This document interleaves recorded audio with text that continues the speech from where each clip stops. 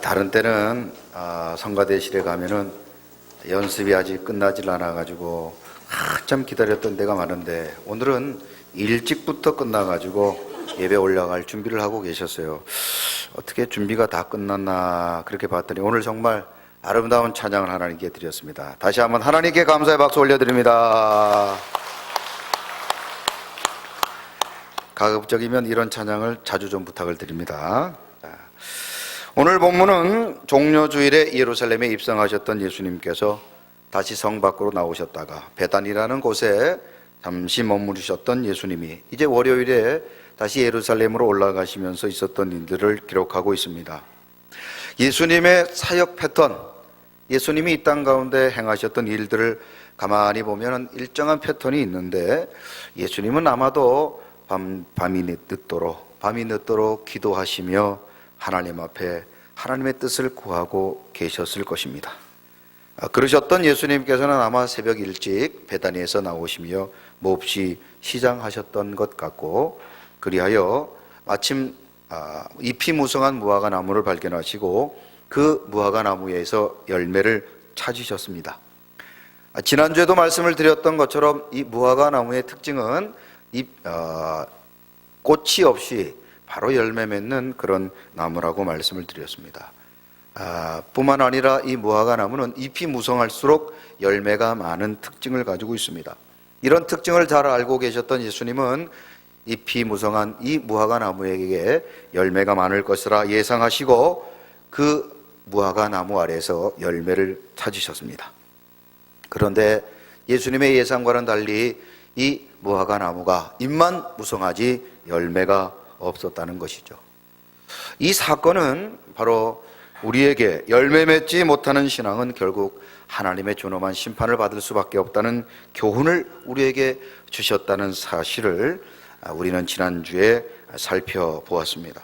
저는 바라건대 우리 사광의 모든 성도님들 절대로 잎만 무성하고 열매 없는 그런 인생 살지 마시고 언제나 하나님께서 찾으시는 아름다운 열매들을 주렁주렁 맺는 그런 복된 인생 모두 사시기를 주님의 이름으로 축원드립니다.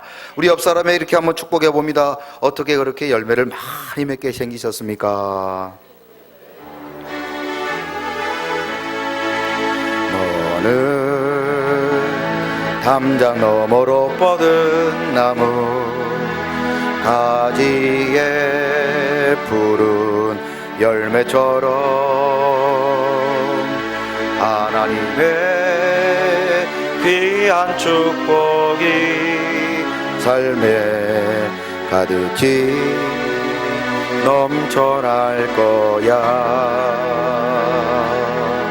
너는 어떤 시련이 와도 능히 이겨낼 강한 발이 있어. 전능하신 하나님께서 너와 언제나 함께 하시니 너는 하나님의 사랑, 아름다운 하나님의 사랑. 나는 널 위해 기도하며 내 길을 축복할 거야. 너는 하나님의 선물, 사랑스러운 하나님의 열매, 주의 품에 꽃 피운 나무가. 너는 하나님의 선물, 너는 하나님의 선물, 사랑스러운 하나님의 열매, 주의 품에 꽃 피운 나무가 되어줘. 아멘. 하나님은 우리에 대해서 열매를 맺기를 원하신다고 우리는 지난주에 말씀을 통해 발견하게 되었습니다. 하나님의 관심은 열매입니다. 다 같이 따라해 보시죠. 시작. 하나님의 관심은 열매입니다. 아멘. 여러분, 나무의 가치는 열매로 결정이 된다고 말씀을 드렸습니다. 하나님의 관심은 열매에 있기 때문에 우리는 좋은 열매, 아름다운 열매를 맺도록 노력해야 된다고 말씀을 드렸습니다. 열매 맺는 신앙, 열매 맺는 성도, 열매 맺는 우리 교회가 되어야 될 줄로 믿습니다. 오늘은 그 두 번째 시간으로, 그러면 우리는 지금 열매를 맺고 있는가라는 것입니다. 우리는 지금 열매를 맺고 있는가? 하나님의 관심은 열매인데 과연 우리는 열매를 맺고 있는가? 자, 오늘 보면 14절 같이 한번 읽어보십니다. 시작. 예수께서 나무에게 말씀하여 이르시되 이제부터 영원토록 사람이 내게서 열매를 따먹지 못하리라 하시니 제자들이 이를 듣더라. 아멘. 오늘 우리는 본문을 통해서 예수님이 좀 너무 심하시다 이런 생각을 하는 분들이 있을 수 있어요. 시장하신 예수님께서 무화과 나무를 찾아가 열매가 없자 나무를 향하여 이제부터는 영원토록 사람이 내게서 열매를 따먹지 못하리라, 쉽게 말하면 저주하신 것입니다. 예수님이 열매를 찾았다고 나무를 저주하신 것은 지금까지 우리가 알고 있던 예수님의 모습과는 정말 다른 모습이다, 그렇게 생각할 수 있습니다.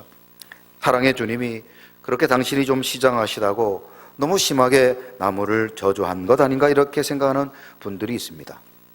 이것은 예수님을 오해하고 있는 것이에요. 오해하고 있는 것이에요. 우리 교회가 여러분 잘 아시다시피 이 지역에 아름다운 교회로 세워지고 또 지역사회에 영향력을 끼치기 위해서 여러 가지들을 행하고 있지만, 그 중에 우리가 아시다시피 이렇게 넓은 주차장을 지역에 개방하고 있습니다.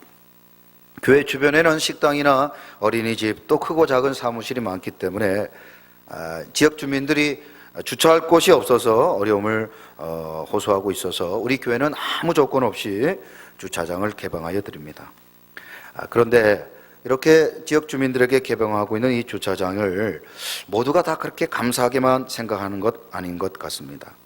주차하시는 분들이 좀 주차 예절을 지켜주시면 좋겠는데 아무데나 쓰레기를 버리고 가시고, 또 어떤 분들은 교회 입구에다가 딱 차를 세워 놓아서 다른 차들이 다니는데 아주 불편을 주는 경우들이 있습니다. 어떤 분들은 심지어 우리 교회에다가 차를 주차를 해 놓으시고 아주 외국으로 여행을 그렇게 가신 분들도 있어요. 그래서 차를 빼달라고 아무리 연락을 해도 계속 해외 로밍이 돼버려서 도저히 통화가 안 되는 그런 경우를 몇 번 경험하기도 했습니다. 우리 교회는 아시다시피 새벽에도 그렇고 또 주일날 수요일에도 이렇게 버스를 운행하기 때문에 교회 입구에 불법 주차를 하시거나 불편하게 주차를 하시게 되면은 운행에 큰 차질이 생겨서 어려움이 생깁니다. 그래서 어쩔 수 없이 그렇게 주차하신 분들에게 밤이나 새벽에 전화를 좀 드리게 되면, 보통 같으면 자신이 잘못을 하면 미안하다 그렇게 얘기하고 얼른 차를 빼주시면 되겠는데, 교회가 그렇게 인정도 없이 뭐 그런 일로 전화를 하냐고 도리어 화를 내고 심지어 욕을 하는 분들이 있어요. 적반하장도 유분수라는 말이 다 그런 경우를 들어서 하는 것 같습니다. 그런데 오늘 본문을 해석하면서 우리들도 그런 사람이 될 수 있다는 거예요. 우리도 그런 사람이 될 수 있다는 겁니다. 지금 주님께서 이 무화과 나무 교훈을 통해서 우리에게 주시고자 하는 큰 교훈이 있는데, 우리는 그걸 모르고 예수님이 매정하다든지 예수님이 정이 없다든지 예수님이 너무한 것 아닌가, 그렇게 오해하는 분들이 있다는 것입니다. 오늘 본문 14절을 보면 실제로 이 사건을 통해서 예수님께서는 우리에게 교훈을 주시려고 본문에 말씀을 주셨습니다. 1차적으로는 오늘 본문 14절에 보면 제자들이 이를 듣더라, 그렇게 기록하고 있어요. 예수님께서는 제자들에게, 1차적으로는 제자들에게 이 무화과 사건을 통해서 무엇인가 교훈하시기 위해서 무화과 나무를 저주하셨다는 사실입니다. 뿐만 아니라 이 사건은 오늘 저와 여러분들, 이 땅에 예수의 제자들로 살아가는 이 땅의 저와 여러분들에게도 이 사건을 통해서 예수님은 큰 교훈을 주시고자 의도적으로 이 무화과 나무를 저주하셨다는 사실입니다. 사랑이 많으신 예수님께서 그저 당신 시장하시다고 열매 없는 무화과를 저주하신 것이 아니라 이 사건을 통해서 우리에게 큰 교훈과 가르치심을 주시기 위해서 이렇게 의도적으로 예수님께서 무화과 나무를 저주하셨다는 사실입니다. 그러므로 우리는 이 사건을 통해서 예수님께서 오늘 이 아침 우리에게 어떤 교훈을 주시는가 귀를 쫑긋 세우고 말씀에 주목해야 될 것입니다. 그러면 먼저 마태복음 7장 20절에 그렇다면 열매를 맺어야 된다고 했는데 열매가 무엇인가? 자, 열매가 무엇인지 한번 살펴봅니다. 시작. 이러므로 그들의 열매로 그들을 알리라. 아멘. 열매를 맺어야 된다고 했는데 열매가 무엇인가? 마태복음 7장 20절에 사용된 이 열매라는 헬라어 단어 칼포스라는 단어를 해석해 볼 필요가 있습니다. 이 칼포스라는 단어는 원래 일이나 행동을 의미하는 단어입니다. 그러므로 마태복음 7장 20절을 원문대로 해석해 보자면 이러므로 그들의 행동 혹은 일로 그들을 알게 된다라고 해석할 수가 있는 것이죠. 열매라는 것은 그 사람이 하는 말이 아니라 그 사람의 행동, 그 사람이 한 일로 결정이 된다는 것입니다. 실제로 잠언 1장 30절에 보면 열매를 그 사람이 행한 행위로 번역하고 있습니다. 같이 한번 읽어봐요. 시작. 그러므로 자기 행위의 열매를 먹으며 자기 꾀에 배부르리라. 아멘. 그러므로 우리가 어떤 행동, 어떤 일을 하느냐에 따라 그 사람이 어떤 사람이냐는 것을 확인할 수 있다는 것입니다. 중국에서 있었던 일입니다. 가뭄이 들어서 물이 몹시 귀한 때에 농촌에서 물 때문에 싸움이 벌어진 이야기입니다. 교회를 다닌 중국의 한 성도가 밤이 새도록 수고해서 논에 물을 데워놓고 밤늦게 집에 들어가 잠을 잤습니다. 그런데 아침에 일어나 자신의 논을 가봤더니 이웃 논임자가 자신에게 허락도 받지 않고 논둑을 터버려서 자신의 있는 물을 다 빼서 그 사람의 논에 물을 다 훔쳐가 버린 거예요. 시골에서 살아보신 분은 아시겠지만 이 물을 받아도 예의가 있고 에티켓이 있는데 자신의 밭에 물이 다 차게 되면 자연스럽게 그 다음 논으로 물이 흘러가도록 기다려야 되는데 아무래도 가뭄이 있다 보니까 기다릴 수가 없어서 남의 논에 물을 함부로 뺏어가 버린 거예요. 이런 일은 아주 큰일 날 일인데 그런 일을 밤새 해버린 겁니다. 당장 달려가서 그 사람의 멱살을 붙잡고 싸우고 싶었지만 자신은 예수를 믿는 성도였기 때문에 꼭 참고 다시 밤을 새워서 논에다 물을 받고 자신의 집으로 돌아가 잤습니다. 그런데 그 다음 날도 일어나 가보니까 역시 그 사람이 또 논둑을 터서 물을 훔쳐가 버리고 말았어요. 여러분 같으면 어떻게 하시겠습니까? 우리 그냥 천사같이 그냥 이 성가대 가운을 입고 계신 여러분들 같으면 어떻게 하시겠어요? 어떻게 하시겠어요? 예? 당신은 사랑받기 위해 태어난 사람을 부르시겠어요? 안 그러면 멱살을 잡고 싸우시겠어요? 아마 대부분 사람들은 당장 달려가서 멱살을 잡고 싸웠을 것입니다. 하지만 이 성도는 그 사람을 찾아가기보다는 목사님을 찾아가서 자기가 너무 억울한데 이걸 어떻게 하면 좋겠습니까? 그렇게 상담을 요청을 했어요. 그랬더니 목사님이 당신은 누가 옳고 그르냐를 따지지 말고 어느 것이 사는 길인가, 서로 사는 길인가를 찾아보십시오. 내가 생각하기에는 이번에 물론 오늘 또 물 받아놓고 가면 내일 또 그럴 테니까 아예 미리 물을 뺏긴 셈 치고 그 사람 논에 물을 먼저 채워주고 그 다음에 당신의 논에 물을 한번 채워보십시오. 그렇게 말을 하더라는 거예요. 그 성도가 목사님의 말씀을 듣고 그 원수 같은 사람의 논에 가서 먼저 물을 다 데워주고는 그 다음에 자신의 논에 물을 대고 왔다는 거예요. 여러분, 이게 2배나 걸리는 일이고 얼마나 힘든 일입니까? 그럼에도 불구하고 그렇게 했더니 그 다음날 그 고역한 사람이 자신의 집에 찾아왔어요. 눈물을 흘리며 하는 말이 예수님을 믿으면 이렇게 됩니까? 나는 솔직히 당신이 달려와서 멱살을 잡고 싸우려고 할 줄 알았는데 도리어 제 논에 물을 데워주고 가시다니요. 제가 당신처럼 예수를 믿겠습니다. 예수를 믿겠습니다. 그렇게 했더라는 거예요.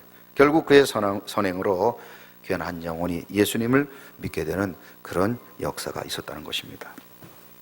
자신의 논의 물을 빼가는 사람을 찾아가 욕을 하고 싸움질을 하는 것이 보통 사람들의 모습이지만 그는 도리어 그 사람을 용서하고 그 사람의 논에 물을 대어줌으로 그가 하는 행동, 그가 하는 일로 통하여 그가 하나님의 사람이라는 것을 알리게 되었다는 것입니다.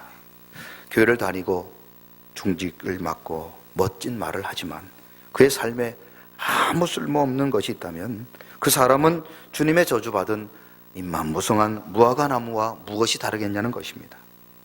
지금 우리는 열매를 맺고 있습니까? 자, 우리 옆 사람에게 한번 이렇게 물어봅니다. 지금 당신은 열매를 맺고 있습니까?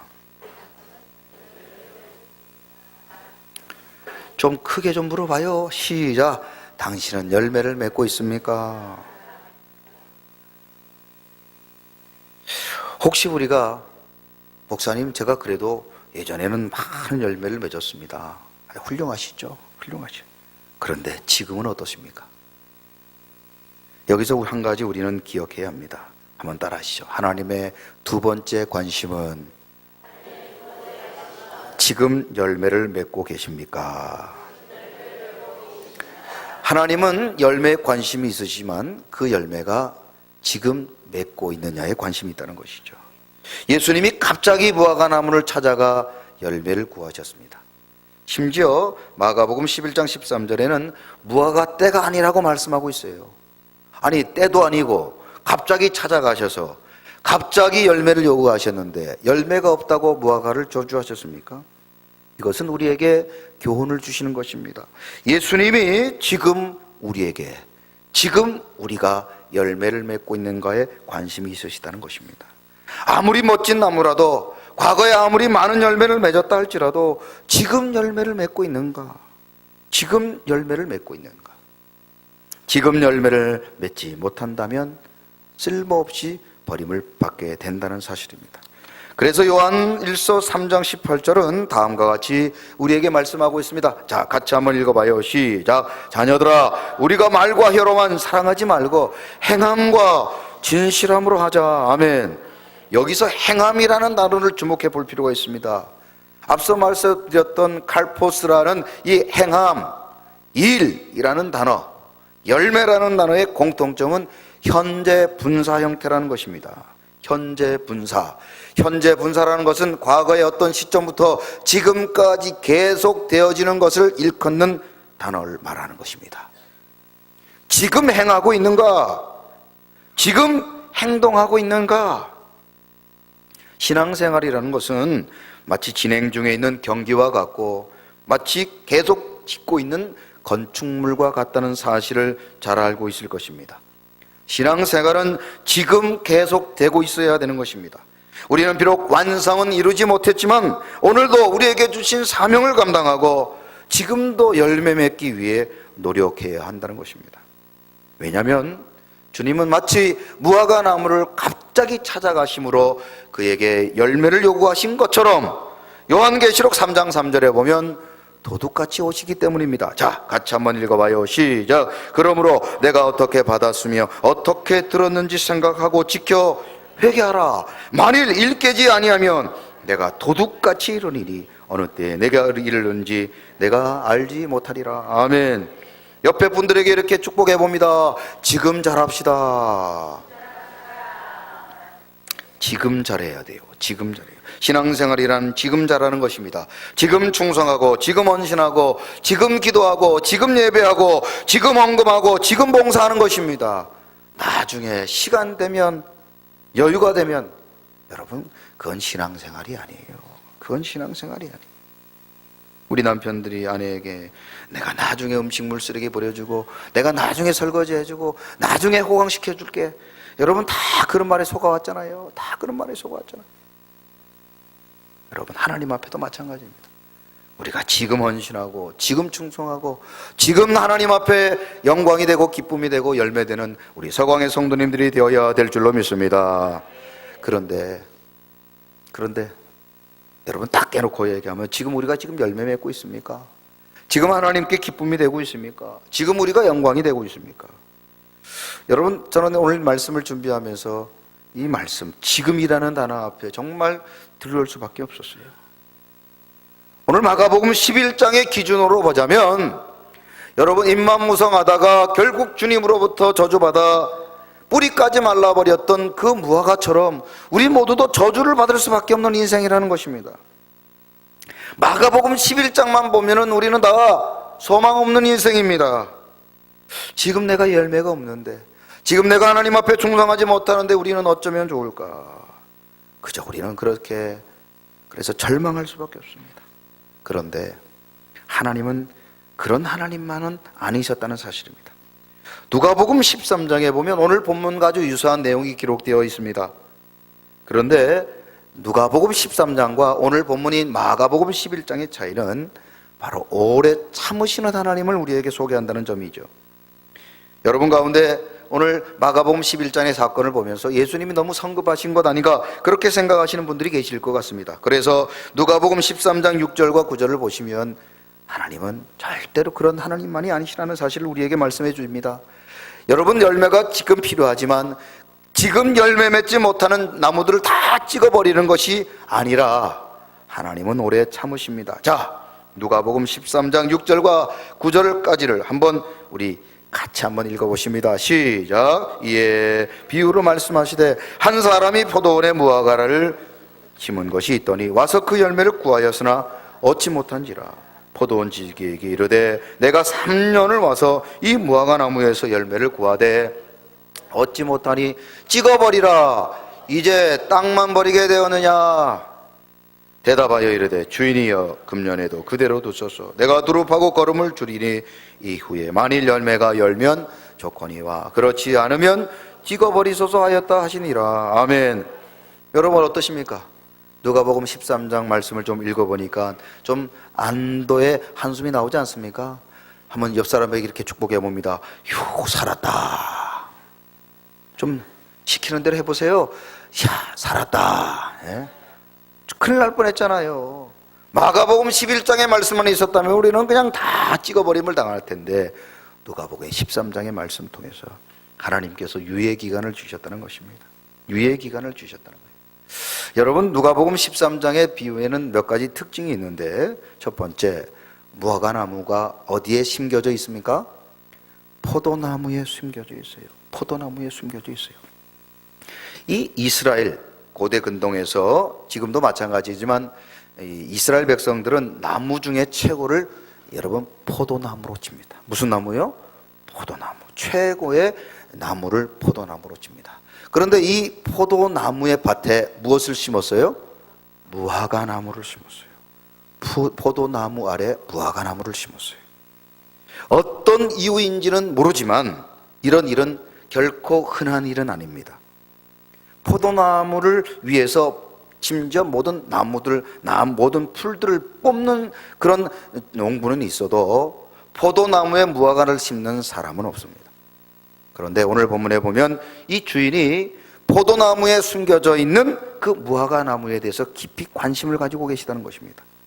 저는 이 비유를 보면서 포도나무에 심겨진, 포도나무 밭에 숨겨진 이 무화과 나무가 바로 내가 아닌가, 우리 성도님들이 아닌가 하는 생각을 해봤어요.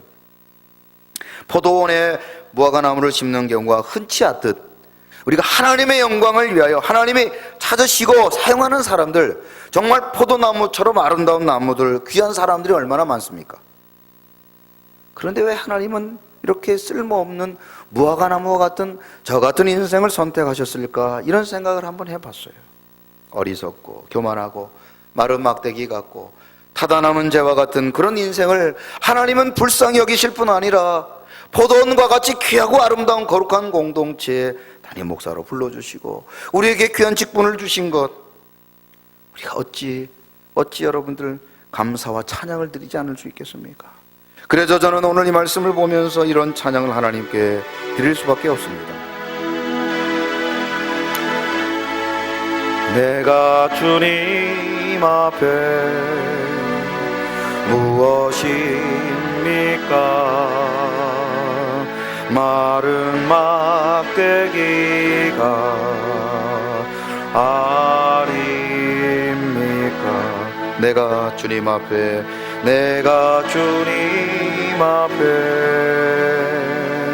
쓸모없었던 타다남은 제가 아닙니까? 나를 도우소서,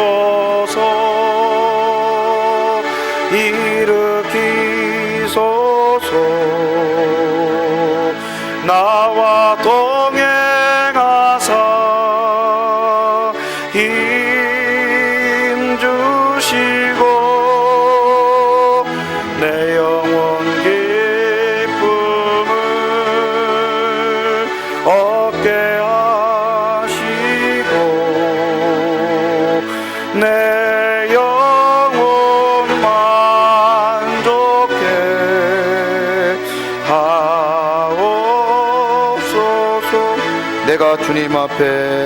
내가 주님 앞에 무엇입니까? 주님의 어린 종 아닙니까? 내가 주님 앞에 길에 매이도 미련한 어린 양 아닙니까? 나를 도우소서 일으키소서 나와 동행하며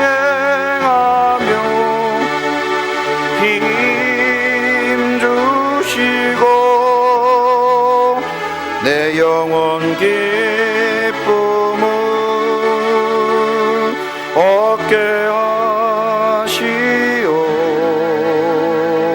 내 영혼 만족해 하옵소서. 아멘. 우리 모두는 그런 인생이었지만 하나님께서는 우리를 불쌍히 여기시고 우리를 귀하게 여기심으로 우리를 포도나무원, 포도원에 심겨진 무화과처럼 우리를 존귀 여기시며 우리에게 사랑과 관심을 쏟고 계십니다. 뿐만 아니라 그런 은혜를 입었던 무화과 나무가 열매를 그것도 3년이나 맺지 못하자 곧바로 도끼로 찍어 버리지 않으시고 포도원직이 되시는 예수님의 요청에 따라 기회를 주셨다는 사실입니다. 열매 맺지 못하는 무화과 나무를 위하여 주변을 두루 파고 거름을 주시겠다고 약속하십니다. 이 얼마나 감사하고 감격스러운 일입니까? 하나님은 우리를 지금 당장 도끼로 열매 맺지 못하는 저와 여러분들을 찍어버릴 수도 있지만 오래 참으시는 하나님은 우리에게 다시 기회를 주셨다는 사실입니다. 그리고 그 열매를 맺을 수 있도록 힘과 능력을 주셨다는 사실입니다. 그러므로 우리는 다시 한번 열매 맺는 일에 최선을 다해야 합니다. 아니, 열매 맺을 수 있다는 사실을 믿으시고 열매 맺는 성도들이 되어야 될 줄로 믿습니다. 왜냐하면 그것이 우리의 사명이기 때문입니다. 여러분, 사과나 귤나무는 나무를 심으면 3년이 지나면 열매를 맺기 시작합니다. 그리고 10년 정도 되면 나무는 보통 500개에서 600개 정도의 열매를 맺는다고 합니다. 옥수수도 땅에다 심으면 하나를 심게 되면 한 줄기에 여러 옥수수가 나오는데 보통 옥수수 하나에 500개에서 600개의 알들이 맺힌다고 해요. 여러분, 옥수수 하나도 500개, 600배의 열매를 맺는데 그러면 우리는 어떠냐는 겁니다. 우리는 어떠냐는 거예요. 우리는 지금 어떤 열매를 맺고 얼마나 많은 열매를 맺고 있느냐는 겁니다. 저는 가을이 깊어가는 이 시기에 우리 서광의 모든 성도님들, 하나님 앞에 사과나 귤나무보다, 옥수수보다 더 아름다운 열매, 더 많은 열매 맺어 하나님께 기쁨되는 우리 모든 서광의 성도님들이 다 되시기를 주님의 이름으로 축원드립니다. 저는 여러분에게 지난주에 드렸던 또 한 번의 질문을 다시 한번 드리고 싶습니다. 여러분들은 진짜입니까? 가짜입니까? 여러분 진짜입니까? 가짜입니까? 어떻게 알아요? 어떻게 알아요? 열매로 안다고 그랬어요. 열매로 안다고 그랬어요. 제가 지금부터 퀴즈를 한번 내보겠습니다. 시골에서 살아왔던 분들은 금방 맞추실 텐데요. 가을이 되면 온 들녘이 황금 들녘이 되죠. 논에는 지난 한 해 동안 우리 농부들이 수고하고 또 열심히 땀 흘렸던 그 대가로 아름다운 알곡들이 많이 맺혀져 있습니다. 그런데 여러분, 이제 가을이 깊어가면은 그 논에는 알곡만 있는 게 아니라 뭐도 있어요? 가라지도 있어요. 가라지도. 아무 쓸모없는 가라지가 있어요. 그런데 이 가라지는요, 특징이 막 자랄 때 보면 이게 벼인지 또 가라지인지 구분이 잘 안 된다는 거예요. 자, 이 두 장의 사진 가운데 까맣게 지금 줄이 쳐져 있는데 여러분 보시기에 왼쪽과 오른쪽 쪽 중에 어떤 게 벼고 어떤 게 가라지 같습니까? 어떤 게 벼고 어떤 게 가라지 같습니까? 이거 맞추는 분은 참 보통 분이 아니실 겁니다. 예. 예. 우리 그 친환경 작물을 재배하고 계신 우리 공상준 집사님. 예. 왼쪽 게 벼입니까? 오른쪽 게 벼입니까? 예? 오른쪽 게. 우리 공상준 집사님은 오른쪽 게 벼라고 말씀하셨는데 정답을 공개합니다. 네, 맞습니다. 우리 공상준 집사님 역시 대단하십니다. 아무도 못 맞췄는데요.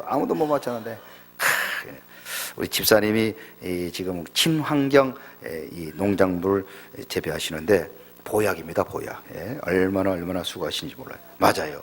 여러분, 조금 전에 가라지와 벼가 자랄 때는 그게 벼인지 가라지인지 절대로 웬만한 사람, 우리 공상도 집사님 빼놓고는 아무도 구별을 못 하는데, 이게 가을이 돼서 열매를 딱 맺게 되면 벼는요 알곡이 열리고 가라지는 쭉정이만 열리는 거예요.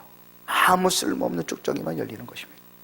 저는 바라건대 우리 사광의 성도님들, 하나님 나라의 마지막 나라, 하나님 나라에 가서 마지막에 하나님 앞에 섰을 때 여러분 쭉정이 같은 그런 인생 살아가지 마시고 하나님 앞에 칭찬받는 그런 알곡 되시기를 주님의 이름으로 축원합니다. 우리 옆 사람에게 이렇게 축복해 봅니다. 진짜입니까? 가짜입니까?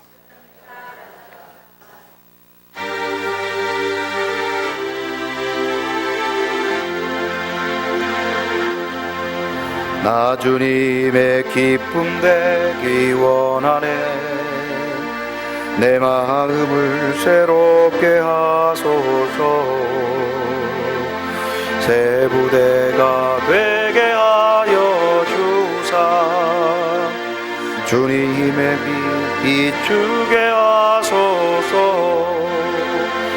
내가 원하는 한 가지, 주님의 기쁨이 되는 것. 내가 원하는 한 가지, 주님의 기쁨이 되는. 우리 2절 가사를 잘 생각하며 찬양합니다. 나 주님의 기쁨 되기 원하네. 내 마음을 새롭게 하소서. 새 열매가 되게 하여 주사. 새 열매가 되게 하여 주사.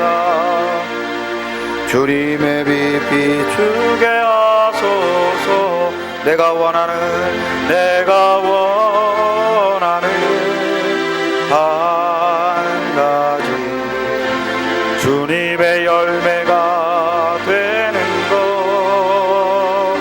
내가 원하는 한 가지, 주님의 열매가 되는. 내가 원하는 한 가지, 내가 원하는 한 가지, 주님의 열매가 되는 것. 내가 원하는 한 가지, 주님의 열매가 되는 것. 우리 이 시간 다 같이 말씀을 생각하며 기도합니다. 우리의 인생이 혹시 입만 무성하고 열매 없는 인생을 살아가고 있지는 않습니까? 지난날 과거에 맺었던 아름다운 열매를 자랑하고 지금 내게는 아무런 열매 없는 인생을 살아가고 있지는 않습니까? 하나님께서는 오늘 우리에게 열매를 찾고 계십니다. 오늘 우리의 삶에 열매 있는 삶을 원하고 계십니다. 하나님은 우리에게 유예 기간을 주셨습니다. 주님 오시는 그날까지 우리의 남은 생에 열매 맺기를 원하시며 우리로 하여금 열매를 맺을 수 있도록 능력과 은혜를 허락해 주셨습니다. 바라건대 우리 사광의 모든 성도님들 열매 맺는 삶을 살아가게 하여 주옵소서. 하나님께 기쁨이 되게 하여 주옵소서. 하나님의 주님의 기쁨이 되는 열매 되게 하여 주옵소서. 우리에게 그런 삶을 살아갈 수 있도록 은혜와 복을 더해달라고 이 시간 말씀 생각하며 주여 한번 외친 후에 동성으로 기도합니다. 주여. 하나님 아버지 감사합니다. 하나님께서는 우리에게 지금 열매를 원하고 계십니다. 그러나 하나님은 우리에게 오래 참으시고 인내하시며 우리가 열매 맺을 수 있도록 은혜와 능력을 주셨음을 다시 한번 말씀을 통하여 깨닫습니다. 바라건대 우리 서강의 모든 성도님들 하나님의 기쁨이 되며 주님의 아름다운 열매 맺도록 아버지 우리의 삶을 지켜 주옵소서. 아버지 입만 무성하고 열매 없는 신앙과 삶을 살아 마지막 날 부끄러움 당하지 아니하도록 아버지 우리 서강의 모든 성도님들에게 믿음을 주시고 그 믿음대로 아름다운 삶을 살아 하나님께 기쁨이 되고 아름다운 열매를 맺어 우리로 말미암아 하나님의 교회와 이 나라의 민족의 복을 받고 가정 가문이 복을 받는 축복의 통로가 되게 하여 주옵소서. 좋은 열매 아름다운 열매를 맺어 하나님의 기쁨이 되기를 소망합니다. 그런 아름다운 삶을 우리 모두가 살아가게 하여 주옵소서.